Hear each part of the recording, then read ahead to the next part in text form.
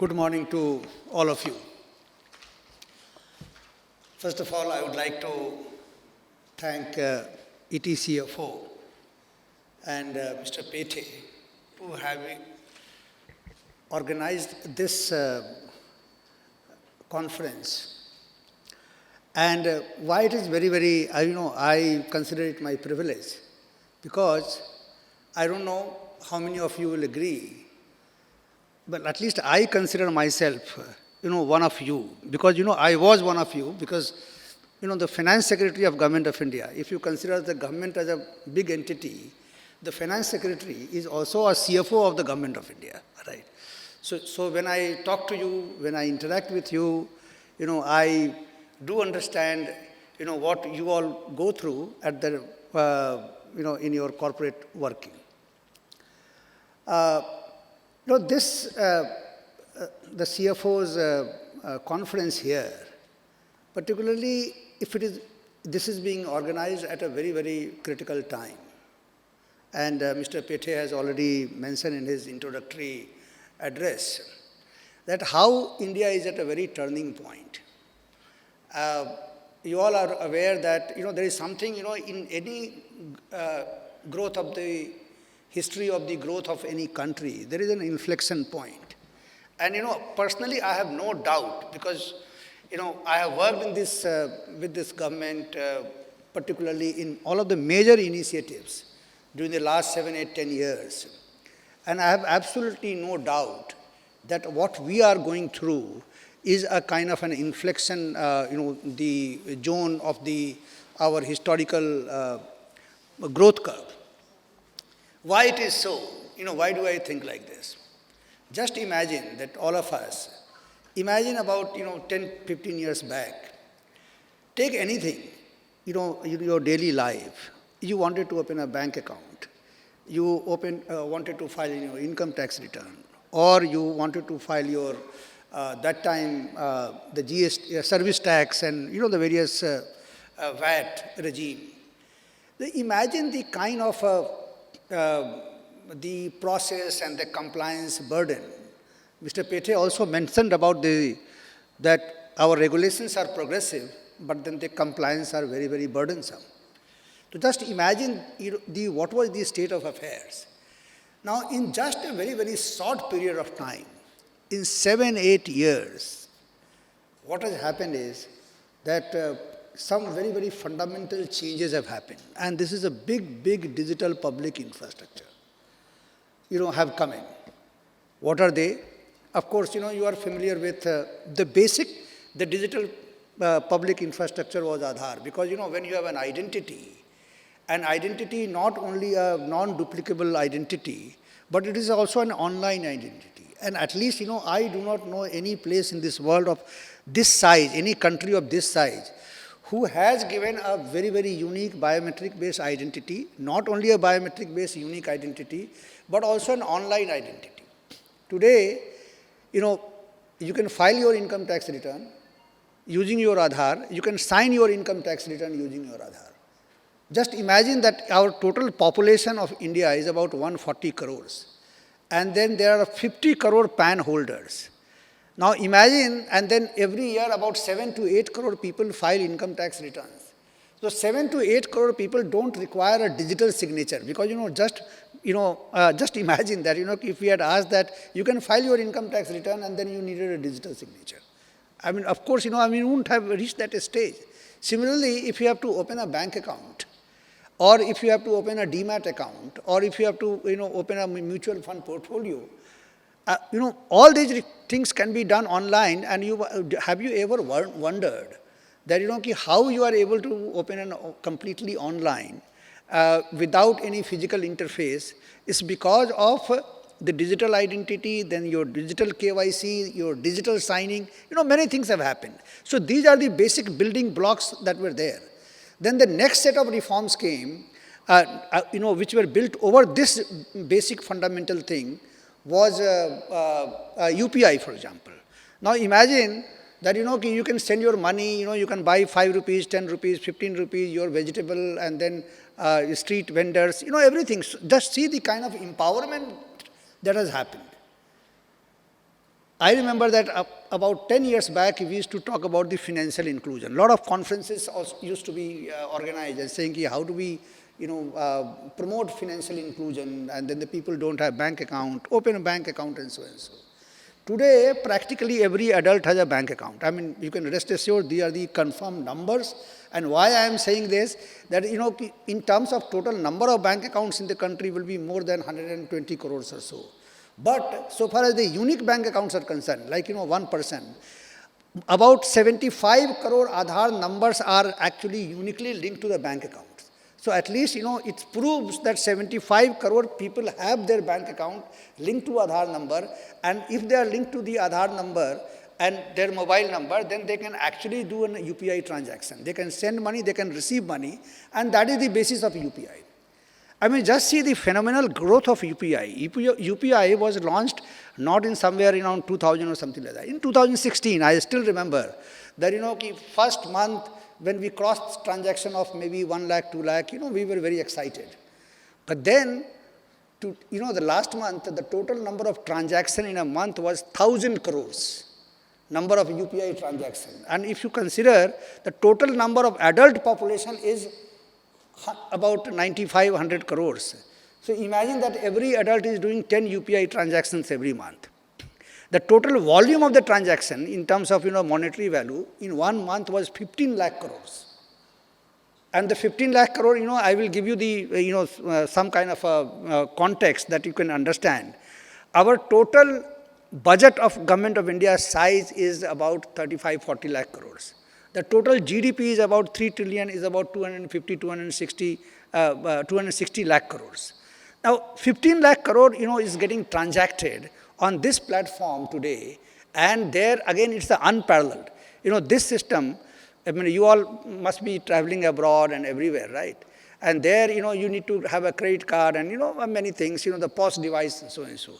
Here, what you need to, today, actually, when most of the time, I do not need to carry my wallet, right? I mean, I don't need to carry any card or something. But what I need to carry is my mobile phone, so that, wherever I go, I could make payment, and I could buy something, I can make payment.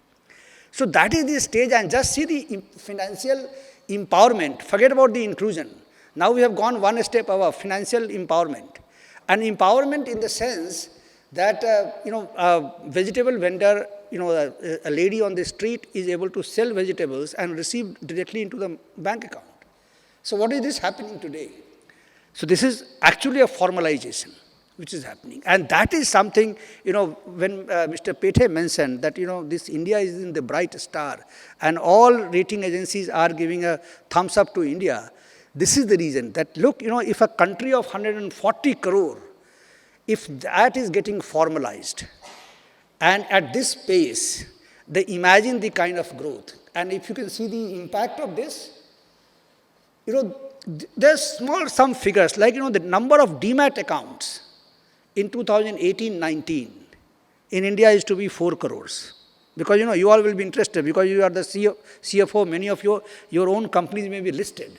So you are, you will be interested that, how is the retail investor looking at the shares of your company. This demat account around 2017-18 was around 4 crore. Today it is around 14-15 crores, 4 times in 5 years, right? If you see the mutual fund portfolio, it is also around the same range 4 or 5 years back. And today it is around 12-13 crores. Is the mutual fund unique portfolios. So that shows that how the country is getting formalized, and the people are being empowered to receive money, financially transact, and also to invest their money. And that is what, the whole world is actually banking upon, and then they are making all these predictions. In the last few years, we have moved in terms of a GDP ranking from around 10th to now we are 5th. And as you have heard, our Prime Minister and then also the various experts in this area, that in next few years will be 3rd largest economy. There is also a report by Ernst & Young which says that by 2047, our total GDP will be somewhere around 27, 28 trillion dollars. Today it is around 3. So 9 times in about 23, 24 years. That is the kind of a growth the people are looking at. And these things are not something, just a kind of a hope or optimism, but it is completely backed by what has happened during the last 7, 8 years. Another very small example I'll give you. For example, again, it's unparalleled in the world. I mean, you all must have filed your personal income tax return, right?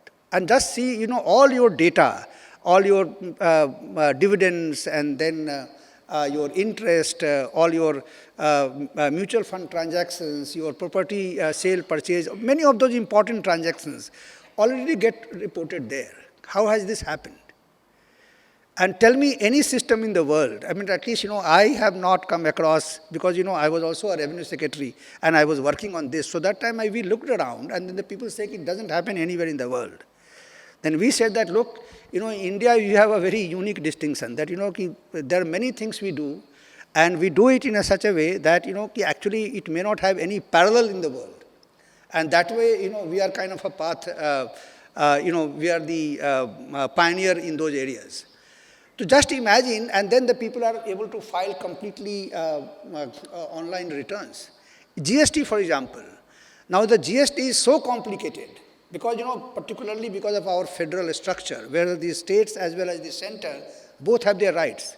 So the earlier, if you had a business and if you're doing business in maybe 10 states or the 27 states and total number of states and union territories in India is about 35.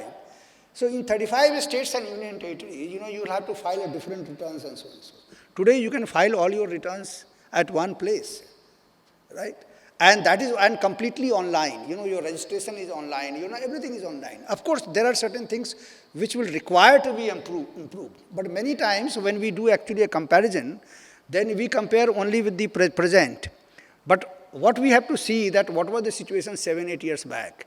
And now from that point, we know what we have done, and that exactly will show you that, what we can do further. So now having said that, now the people are financially empowered, the people are participating in the capital market. And that is where, the interest of the CFOs here, they become very, very important here. The world is giving you a higher rating. The domestic investors, whether it's the retail and big, they all have a lot of interest in the, because if the India's GDP is going to become $30 trillion in the next 23, 24 years, how will this happen? This will happen through all of you. I mean, those, who are present in this room, right, many of you. And this, the CFO, CEO, you will be the major driver for that change. And, that change, if that change has to happen, and I have no doubt that that change will not happen.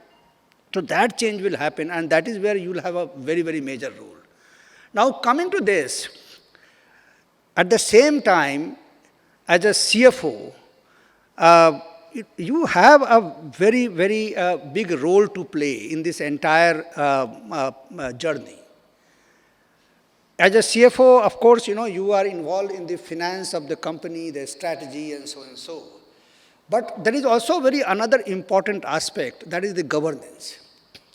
Because you all are aware that, if a company having a good governance inspires a lot of trust. And if they have a lot of trust, then the shareholders and then whether the investors, they all have a very different view on this. But if the trust is not there, exactly opposite thing happens. And then that particular corporate or the company is not viewed very kindly. I mean, we have many, many instances in the past. So what I would like to share here in the next few minutes, that instead of, while, having given you this broader perspective, as a CFO and particularly from the governance point of view, what all could be done. And when I was talking to Mr. Pete, and he also mentioned, about the compliance and regulations are very, very progressive. And I am very glad that as a country, we have chosen, particularly in this corporate governance side, and the be it accounting standards or the auditing standards, exactly what are the international standards which have been adopted. For example, accounting standards, IFRS is the international standards. And we have adopted it and made a little bit of localization, and that is called Ind AS. Similarly, the statutory auditors have to follow the standards of audit. And these are all based on the international standards of audit. And so therefore, we have done this. At the same time, so when the standards are international, then the compliance level also has to be standard. Because, let's say, if the international investors have invested in your company, right, then they would not only be satisfied with the international standard, they will also say that, whether you have a compliance regime which is also of international standards. And that is where, role of, the regulators like ours, NFRA or SEBI or Competition Commission of India, that comes in. And I must share, some of the things because the NFRA is a very, very, that way, nascent organization. It was formed towards the late 2018, and then, after 1 year, there was a COVID. So actually, it has started, this organization is picking up. And there is a background as to why this kind of an organization was required. And many of you may be aware that, this whole debate of having an audit regulator came in at the international forum, was the time when there was a corporate failure of Enron. In 2002, all of you may be aware that, that time, the Enron was a giant and then was giving, the good results year after year. And then the auditor was also, a statutory auditor was certifying the investors and then the shareholders, they were putting their money there. But all of a sudden, just imagine, a company like that disappears. I mean, completely collapses. The people lost billions of dollars there. So that time in US, there was this discussion took place that how come if the company was actually financially so hollow, how come the auditors were certifying that accounts as a true and fair year after year? So shouldn't there be some kind of independent regulation there? Because earlier the concept was that this is a profession and then the profession could be self-regulated. So in USA they have a association of CPA, in India ICAI, every country. But then the world moved from, so in that time in US, a special law was brought in and is famously known as Sarbanes-Oxley Act. And the Sarbanes-Oxley Act led to setting up a PCOB, Public Company Accounting Oversight Board, which have an oversight over the auditors. And then it was followed by FRC, Financial Reporting Council in UK, then Canada, then Australia, and then the several other countries. In India, we all have seen that, the Satyam, for example. What happened in Satyam? Now the Satyam, and then collapsed. And then thereafter also every year or, we keep hearing about, the many corporate failures like ILFS or PNB and, the various ones, right? Now ultimately, who are the losers? The losers are the shareholders, losers are the banks, the losers are the creditors, right? But not only that, it actually shakes the complete trust in the corporate world and also shakes the trust in the country. Let's say that tomorrow if there are 5 big corporate scam or corporate failure takes place, tell me, all these ratings which they have given, the India's higher rating or the people are bullish about the India, will that bullishness continue? Obviously the answer is no. So that is why it is very, very necessary, and that is why, the role of CFO becomes very, very important. Because the auditor is doing audit later. The CFOs are actually the preparer of the accounts. And as a preparer of the account, there is a certain responsibility, and then the responsibility is cast under the Companies Act, then the SEBI has a LODR, and then CARO, there are many places where, you have to disclose those things.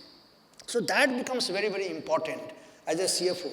So usually, I don't know, but I know, having worked in the government, generally there is some kind of an aversion. If I talk to my own colleague within the government, they are saying that these accounts are like, the calculation types, right?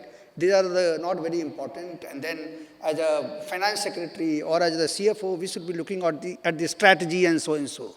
But in all these things, what happens is that unless and until, and then the major thing happens, and that actually snowballs into a major corporate failures. So that is why it is very, very necessary to have a very sound internal system and internal financial controls. There are very, very detailed regulations and the prescriptions of the laws under the Companies Act and the rules and everywhere about the internal financial control. Now, many of the CFOs will be either, if they are directors, then they may be in the audit committee. They all have a very, very major role to play in those things. So that is why it is very, very important. So actually, when we in past few months, we have passed many orders. NFRA has passed many orders. And in those orders, we actually describe exactly how that corporate failure has taken and what was the role of the auditor. And from there, you can see that if, let us say, the preparer, the company, the independent directors, or the audit committee, or the CFO, if they were very, very careful, then perhaps, all those things could have been avoided. So that is why it is very much the responsibility and then the role of the CFOs to ensure that the accounts are prepared in such a way that it represents the true and fair view of the company, and then they should empower the auditor, a statutory auditor, so that auditors are able to, the audit and go deeper into this, and they could bring it to the notice of the CFO and so and so.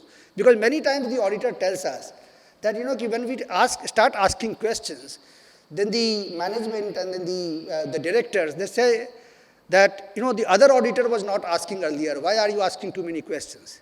I mean, that is something, if they don't ask any question, then they might get into trouble with the other regulators like SEBI or the NFRA. So therefore, please allow them to do their job and please empower them, because ultimately it is in the interest of the governance of the company for which, you all are responsible. So that is why it is very, very important for you. And if you are very alive to the entire thing, the internal financial control and then the ensuring that all the accounts are true and fair, then the kind of trust that you will generate, the kind of confidence that you will generate, that will become very, very important. You have seen, the few resignations, in the recent past, how it has impacted many companies. It will make or unmake any company, right, in such things. So that is something which is, again, very, very important. And, as a CFO, you should be, very, very alive to that problem, and you should ensure that, you shouldn't get into that situation at the first place. And how do you not get into this situation at the first place is that you have to internally prepare an accounts which are true and fair, and also at the same time you have to empower the auditor, discuss with the auditor that, are you finding any problem? If you are finding problem, how can we deal with that problem? But brushing them under the carpet is not a very good thing for the governance point of view. So I think I will end here. And again, I am very, very thankful for the ETCFO for having given this opportunity to share my thoughts. Thank you.